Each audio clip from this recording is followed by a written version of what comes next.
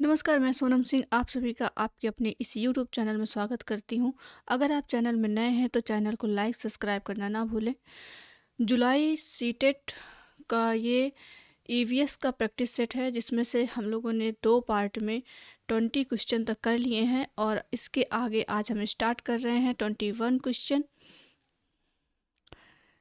केंचुओं को किसानों का मित्र माना जाता है, इसके लिए निम्नलिखित में से सही कारणों को चुनिए।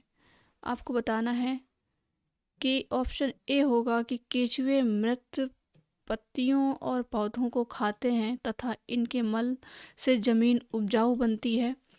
ऑप्शन बी, केंचुए खरपतवार खाते हैं जिससे मुख्य फसल की रक्षा होती है। केंचुए जमीन में छेद बनाते हैं जिससे जमीन पोली हो जाती है। या फिर डी, केंचुओं द्वारा बनाए गए छेदों से जमीन को आसानी से हवा और पानी मिलती है। इसमें से बताना है कि कौन कौन से ऑप्शन आपके सही हैं। तो ये आपका सी, डी और ए ये सही हैं। चलिए एक बार फिर से पढ़ लेते हैं। ए क्या कहता है? ए कहता है केंचुए मृत पत्तियों और पौधों को खाते हैं तथा इनके मल से जमीन उपजाऊ बनती है। जी हाँ, ये बिल्कुल सही है। केंचुए खरपतवार खाते हैं जिससे मुख्य फसल की रक्षा होती है, ये गलत है। केंचुए जमीन में छेद बनाते हैं जिससे जमीन पोली हो जाती है और केंचुए द्वारा बनाए गए छेदों में से जमीन को आसानी से हवा पानी मिल जाता है। तो ए, सी और डी ये तीनों ही आपके सही हैं।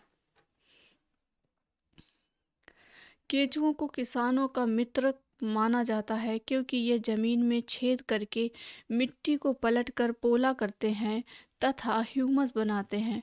केंचुओं द्वारा बनाए गए छेदों से जमीन को आसानी से हवा और पानी मिल जाता है।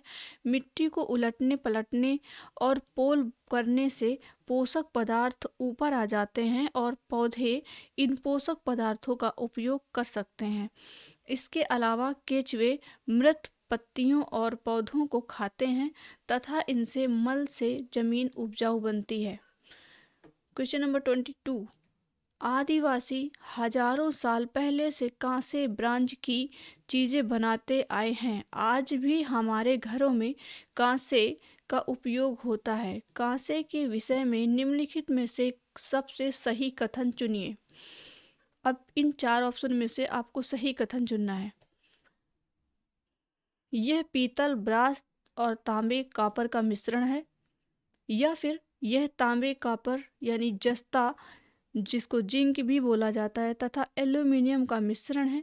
या फिर तांबे कॉपर और टिन का मिश्रण है।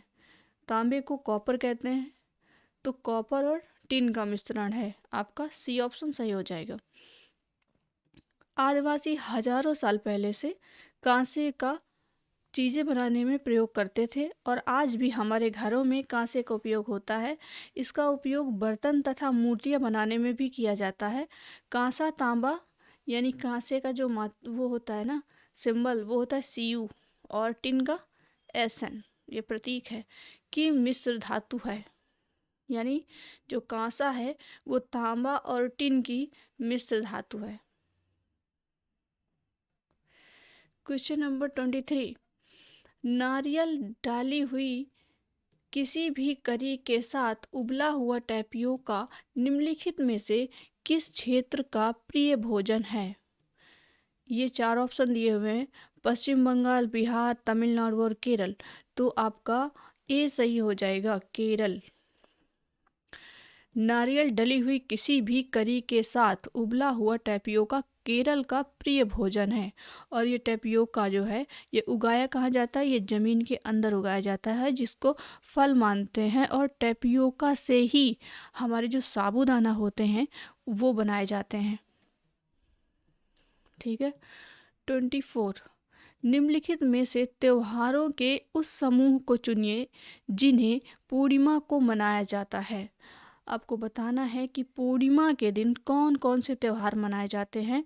होली मनाई जाती है, या फिर महाशिवरात्रि, या फिर बुद्ध जयंती, होली, रक्षाबंधन, गुरु नानक जन्म दिवस।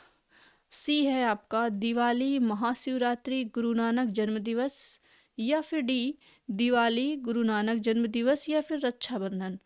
तो आपका बी सही हो जाएगा। पूर्णिमा के दिन होली, रक्षाबंधन और गुरु नानक जन्म दिवस मनाया जाता है। क्वेश्चन नंबर 25, निम्नलिखित राज्यों के समूहों में से किस एक समूह के समुद्र तट अरब सागर पर है। यानी आपको ये राज्य दिए हुए हैं, इनमें से बताना है कि कौन से राज्य अरब सागर के तट पर हैं। यानी भारत के ये कौन से राज्य अरब सागर के तट पर हैं। आंध्र प्रदेश है, या तेलंगाना, या उड़ीसा, केरल, कर्नाटक, पश्चिम बंगाल। ऑप्शन सी तमिलनाडु, आंध्र प्रदेश, कर्नाटक, या फिर ऑप्शन डी कर्नाटक, केरल, गुजरात। तो ये ऑप्शन डी सही हो जाएगा, कर्नाटक, केरल और गुजरात। आप अपने मैप में अच्छे से देख लीजिएगा तो आपको भूलेगा नहीं। हमारे देश के मानचित्र में झारखंड कहाँ स्थित है। पश्चिम बंगाल के पूर्व में है, या फिर ओडिशा के उत्तर में है, या फिर छत्तीसगढ़ के दक्षिण पूर्व में है, या फिर उत्तर प्रदेश के पश्चिम में है। तो ऑप्शन हो जाएगा आपका बी, ओडिशा के उत्तर में है। क्वेश्चन नंबर 27, निम्नलिखित में क्या पेट्रोलियम से प्राप्त नहीं होता। ग्रीस नहीं होती, कि डीजल, कि मोम, या फिर कोयला। तो आपका कोयला, जो कि पेट्रोलियम से प्राप्त नहीं होता। क्वेश्चन नंबर 28, कोई लड़का मड़गांव से 30 जून 2019 को किसी रेलगाड़ी में सवार हुआ। यह रेलगाड़ी 9:45 मड़गांव से चली और अगले दिन 7:15 नागरकोइल पहुंची। यदि इस समय अंतराल में रेलगाड़ी द्वारा तय की गई दूरी 1140 किलोमीटर है तो रेलगाड़ी की औसत चाल क्या होगी। ये रीजनिंग का क्वेश्चन है, आप इसे लगा करके देख लीजिएगा। औसत दूरी बटे समय, यानी 1140, ये आपको समय ऐड कर लेना है। ये देखिए 21 30 घंटे ये टोटल मिला लेने हैं, और इसके बाद में यहाँ पे नीचे ये औसत दूरी और औसत समय, तो दूरी बटे समय कर देना है, तो आपकी 53.52 निकल आएगी। तो यहाँ पे आपका ऑप्शन जो है वो 53 दिया हुआ है, 53 सही हो जाएगा।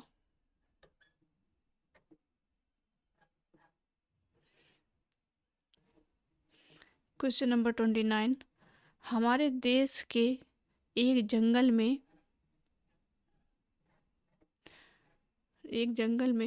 उस जंगल के लोगों आदिवासियों की खेती के लिए जमीन ग्राम सभा पंचायत द्वारा एक विशेष मात्रक यानी यूनिट अथवा इकाई में, जिसे टीन कहते हैं, आवंटित की जाती है। टीन क्या है।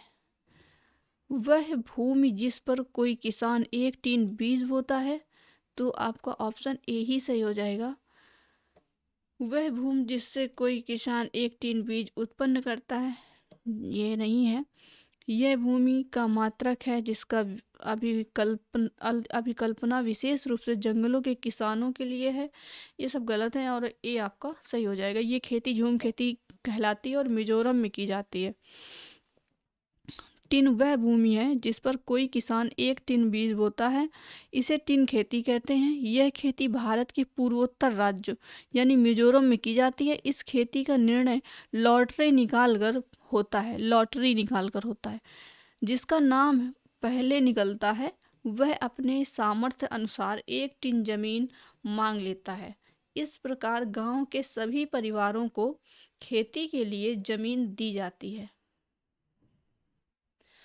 इस खेती में किसी भी परिवार से जमीन के लिए झगड़ा नहीं होता। क्वेश्चन नंबर 30, तो ये भी आपका रीजनिंग का ही क्वेश्चन है। चलिए एक बार पढ़ लेते हैं। आप एक्स पर स्थित हैं, आप और आपका विद्यालय वाई पर स्थित है। आपके घर से आपके विद्यालय तक जाने के लिए कोई सीधी सड़क नहीं है, अतः आप पहले ए पर जाते हैं और जो एक्स ठीक उत्तर में 30 मीटर दूरी पर है। फिर आप बी पर जाते हैं जो ए के ठीक पश्चिम में 40 मीटर दूरी पर है। फिर आप सी पर जाते हैं जो बी के ठीक उत्तर में 30 मीटर दूरी पर है। और अंत में आप वाई पर अपने विद्यालय पहुंचते हैं जो सी के ठीक पश्चिम में 40 मीटर दूरी पर। विद्यालय के सापेक्ष आपके घर की सही दिशा क्या होगी? तो ये हो जाएगा आपका सी, दक्षिण और पूर्व। इस तरह से आप उत्तर और दक्षिण जो भी दिशा बताता जा रहा है रख के देख लीजिएगा, आपका आंसर आ जाएगा। ये रीजनिंग का क्वेश्चन है। चलिए आप इस पे जो भी त्रुटियां हैं या कुछ बदलाव करना है या आपको समझ में आ रहा है या नहीं आ रहा है, जो कुछ भी है आप कमेंट के द्वारा मुझे बता सकते हैं। आज के लिए इतना ही। नमस्कार।